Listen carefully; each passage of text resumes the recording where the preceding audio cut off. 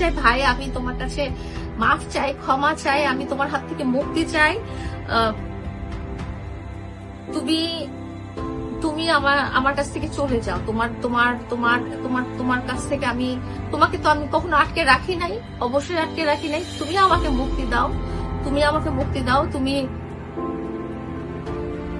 4টা বছর কিভাবে পার করেছি সেটা শুধু আমি একা বলতে পারি। আমার মনে কি চলেছে, আমার শরীরে কি চলেছে, আমার পরিবারের ভিতরে কি চলেছে, সেটা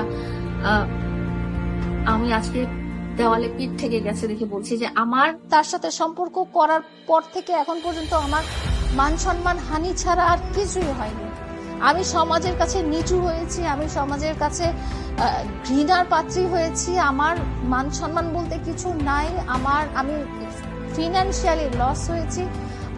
আপনারাই বলেন যে এই ধরনের কথা যে লাইভে বলেছে, 4টা লাইভ করেছে, এই ধরনের কথা কোনো স্বাভাবিক পরিবারের মানুষের সামনে এই ধরনের কথা শোনা যায় না।